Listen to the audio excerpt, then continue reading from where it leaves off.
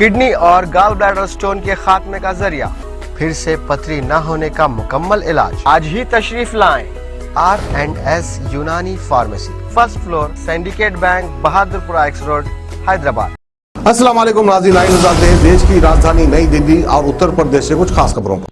दिल्ली में इस साल सबसे ज्यादा चालान तेज रफ्तार से गाड़ी चलाने वालों के किए गए हैं। 1 जनवरी से लेकर 15 अक्टूबर तक तेज रफ्तार से गाड़ियां चलाने वाले 27 लाख से ज्यादा लोगों का चालान किया गया है या फिर उनके घर नोटिस भेजा गया है। दिल्ली में ओवर स्पीडिंग के पहली बार इतने चालान किए गए हैं। आपको बता दें कि दिल्ली ट्रैफिक पुलिस अधिकारी के अनुसार बताया जा रहा है कि दिल्ली में 1 जनवरी से लेकर 15 अक्टूबर तक ओवर स्पीडिंग के 27,61,000 से ज्यादा चालान किए गए हैं और इनमें से सभी चालकों को नोटिस भेजा गया है और ये चालान कैमरों के जरिए किए गए हैं और इनमें से सिर्फ 18 गाड़ियों चालकों को ओवर स्पीडिंग का मौके पर ही चालान किया गया है। तो वहीं इसके अलावा अवैध पार्किंग के भी कुल 10 लाख से ज्यादा चालान किए गए हैं। साथ ही तीसरे सबसे ज्यादा चालान रेड लाइट जंपिंग के लिए किए गए हैं। रेड लाइट जंप करने वाले 29,000 से ज्यादा लोगों का मौके पर चालान किया गया है, जबकि 9 लाख से ज्यादा लोगों को नोटिस चालान भेजा गया है। दिल्ली ट्रैफिक पुलिस अधिकारियों ने ये भी बताया कि इसके अलावा खतरनाक ढंग से गाड़ी चलाने के कुल 37,000 चालान किए गए हैं। साथ ही ट्रिपल राइडिंग के भी कुल 10,000 से ज्यादा लोगों के चालान किए गए हैं और इनमें हालांकि शराब पीकर गाड़ी चलाने वालों की संख्या में कमी आई है। 15 अक्टूबर तक शराब पीकर गाड़ी चलाने वाले सिर्फ 1825 लोगों का ही चालान किया गया है।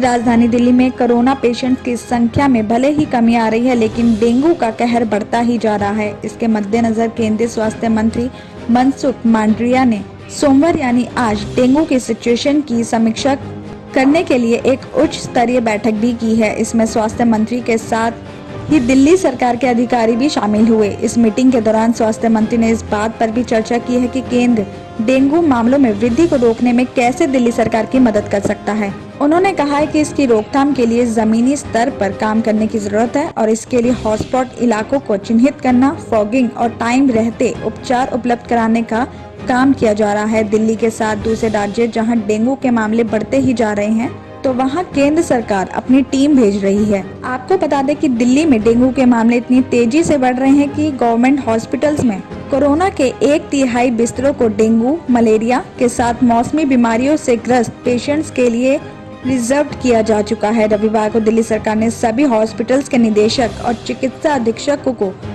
निर्देश जारी करते हुए कहा है कि कोरोना पेशेंट के लिए आरक्षित 1/3 बिस्तरों का इस्तेमाल डेंगू, मलेरिया और चिकनगुनिया जैसी बीमारियों के इलाज में किया जाएगा। देश की राजधानी दिल्ली के आईजीआई थाना पुलिस ने एरोसिटी इलाके में एक होटल में चल रहे हाई प्रोफाइल वेश्यावृत्ति के रैकेट का खुलासा किया है।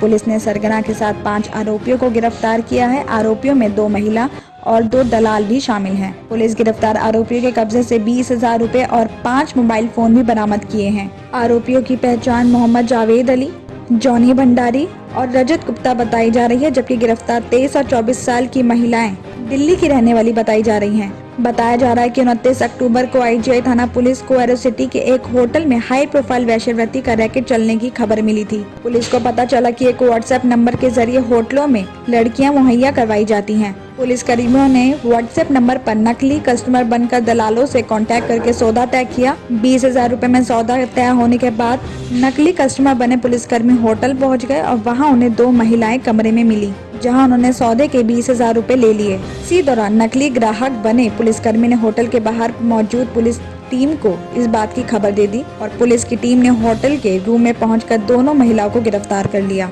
साथ ही पुलिस ने महिलाओं के जरिए दोनों दलालों को भी होटल में बुलाया और उन्हें भी गिरफ्तार कर लिया और उन दलालों ने बताया कि इस रैकेट का सरगना छतरपुर एनक्लेव का दिल्ली का रहने वाला जावेद अली है। साथ ही पुलिस ने उसके निशानदेही पर सरगना को भी गिरफ्तार कर लिया और जावेद ने पूछताछ में बताया कि वो व्हाट्सएप ग्रुप के जरिए देश के कई दलालों से कांटेक्ट में रहता है। पुलिस गिरफ्तार आरोपियों के जरिए रैकेट में शामिल दूसरे लोगों की भी तलाश में जुटी है। राजधानी में कोरोना महामारी की वजह से 19 महीने के बाद कुछ शर्तों के साथ आज से 1ली से लेकर 8वीं कक्षा तक प्राइवेट और गवर्नमेंट स्कूल्स खुल गए हैं। हालांकि स्कूल खुलने के बाद भी ऑनलाइन क्लासेस जारी रहेंगी। कोई भी स्कूल पेरेंट्स पर बच्चों के स्कूल भेजने के लिए दबाव नहीं बना सकता है। पेरेंट्स अपनी मर्जी से बच्चे को स्कूल भेज रहे हैं, इसके लिए उनसे स्कूल की तरफ से भी भेजे गए गूगल फॉर्म पर भी सहमति ले ली गई है। आपको बता दें कि बीते हफ्ते दिल्ली आपदा प्रबंधन प्राधिकरण यानी DDMA की तरफ से 1 नवंबर से सभी प्राइवेट और गवर्नमेंट स्कूल्स खोलने के लिए आदेश जारी किया गया था। DDMA ने ये भी आदेश कहा था कि स्कूल्स को कक्षा में 50% से ज्यादा उपस्थिति ना हो, इसे सुनिश्चित करना होगा। तो वहीं त्योहारी सीजन को देखते हुए कुछ स्कूल दिवाली के बाद अपनी कार्य योजना तय करेंगे। आपको बता दें कि DDMA की तरफ से जारी किए गए आदेश के मुताबिक क्लासेस में सिर्फ 50% स्टूडेंट्स को बैठने की ही परमिशन है। इसके अलावा थर्मल स्क्रीनिंग, अलग अलग लंच ब्रेक, बैठने की वैकल्पिक व्यवस्था और नियमित अतिथि आगमन से बचने के गाइडलाइंस हैं। और साथ ही कंटेनमेंट जोन में रहने वाले स्टूडेंट्स, टीचर्स और स्टाफ कर्मचारी को स्कूल्स में नहीं आने को कहा गया है।